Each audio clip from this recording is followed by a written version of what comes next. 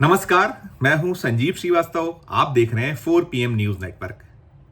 मध्य प्रदेश में कमलनाथ सरकार को गिराने में अहम रोल अदा करने वाले पूर्व कांग्रेसी और अब भारतीय जनता पार्टी के दिग्गज नेताओं की पात में शुमार ज्योतिरादित्य सिंधिया को एक वक्त गद्दार कहने वाले मध्य प्रदेश कांग्रेस के 6 बार के विधायक रामनिवास रावत को कांग्रेस पार्टी से दगाबाजी और गद्दारी का पारितोषिक सोमवार को मिल गया। 8 जुलाई को मोहन यादव सरकार का विस्तार हुआ और विस्तार में ये जो बगावत करने वाले 6 बार के कांग्रेस के विधायक रामनिवास रावत को मंत्री पद से नवाज दिया गया।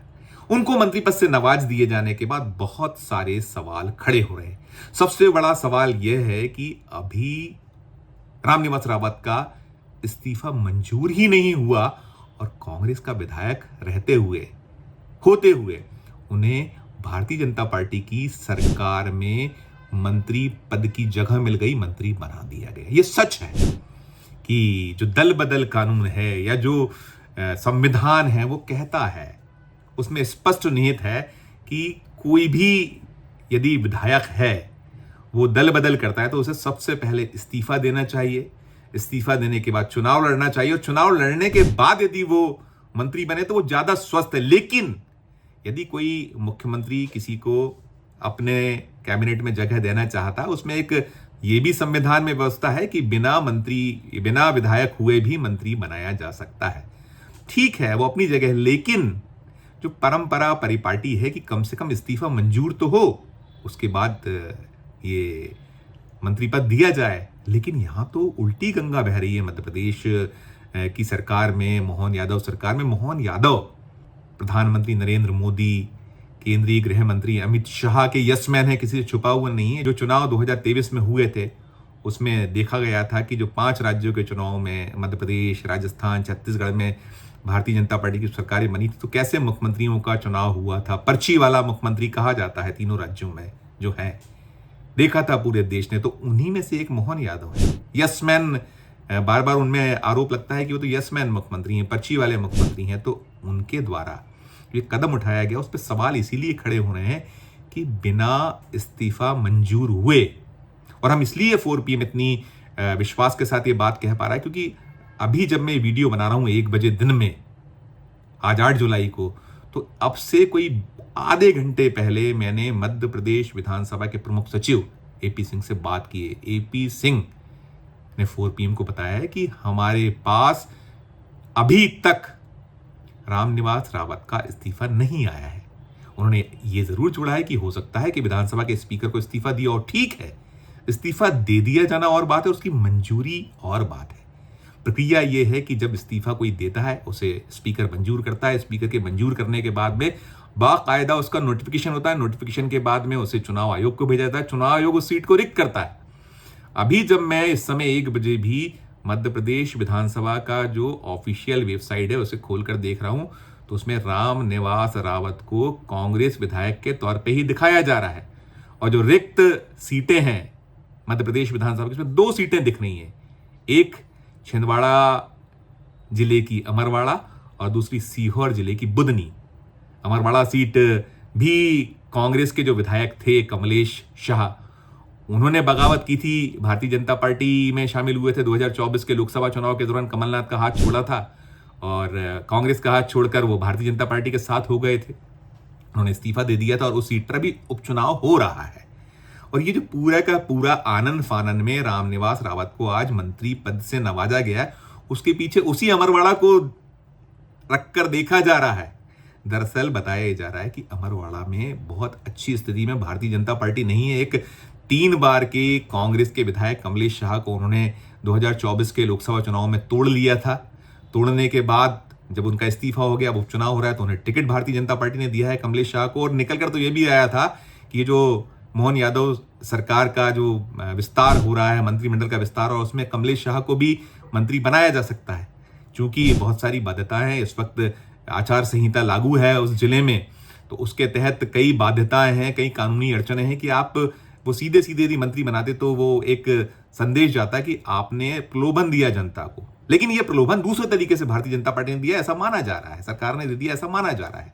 और जो रामनिवास रावत की ताजपोशी की गई है उसको लेकर ये भी कहा जा रहा है कि जो डील हुई थी लोकसभा चुनाव में, मुरैना एक ऐसी लोकसभा सीट थी 2024 के चुनाव में जिसे बहुत फंसी हुई सीट माना गया था, और वहां जो ग्वालियर चंबल संभाग की और भी ऐसी सीटें थी, हालांकि मध्य प्रदेश में सभी 29 सीटों को भारतीय जनता पार्टी ने जीता, लेकिन कठिनाई में थी, और जो जीतें दूसरी जगह उस तुलना में मुरैना की जीत कमतर रही, लेकिन उसमें बड़ा योगदान रामनिवास रावत का दल बदल कर लेने से हुआ है भारतीय जनता पार्टी को, ये भी साफ है। मुरैना संसदीय क्षेत्र का जो हिस्सा है श्योपुर विधानसभा सीट, उसमें उन्होंने ठीक प्रदर्शन उनके रहा और उन्होंने अच्छी लीड वहां से भारतीय जनता पार्टी को दी। लेकिन कुल मिलाकर सवाल बहुत सारे खड़े हुए हैं, बहुत सारी आक्षेप, बहुत सारे आरोप लग रहे हैं सरकार पे कि इतनी आनन फानन में जरूरत क्या थी, क्यों ऐसा किया गया, थोड़ा रुका नहीं जा सकता। लेकिन उसके पीछे बहुत सारे कारणों में एक कारण अमरवाड़ा को माना जा रहा है कि अमरवाड़ा में जो कठिनाई में भारतीय जनता पार्टी कथित तौर पर है, उस सीट को निकालना भी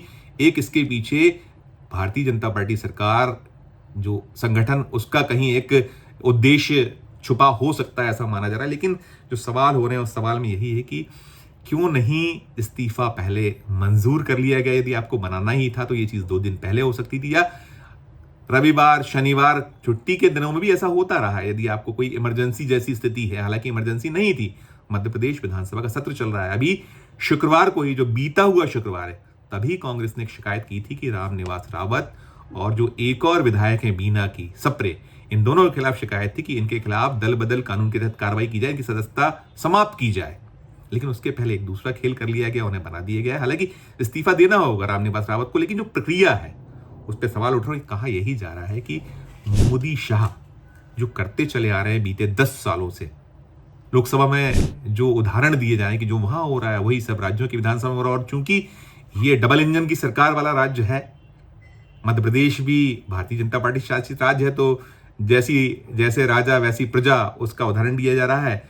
और जो 10वीं अनुसूची में निहित है पूरी की पूरी दल बदल की जो प्रक्रिया है, उसमें सारा कुछ है। और उसमें यदि स्पीकर चाहे तो स्पीकर का एक्शन इतना खतरनाक हो सकता है कि रामनिवास रावत 6 साल के लिए जो चुनाव लड़ने से एक उनके ऊपर चुनाव लड़ने की जो उनकी वो है, तो 6 साल के उन्होंने डीबार भी किया जा सकता है, चुनाव नहीं लड़ सकते हैं 6 साल के लिए, उसमें वो भी प्रावधान है। लेकिन ऐसा होगा नहीं, क्योंकि स्पीकर बीजेपी की सरकार है, या मध्य प्रदेश में स्पीकर बीजेपी का है, तो तमाम अपेक्षाएं कुछ नहीं, आसंदी अब वो नहीं रही है कि जो निष्पक्ष और निष्प्रभ भाव से या एक संदेश दे सके कि इसको रोका। बहुत सारे कानून बने हुए हैं, दल बदल को रोकने की बातें बहुत होती, लेकिन वो सब कुछ बातों तक ही सीमित है।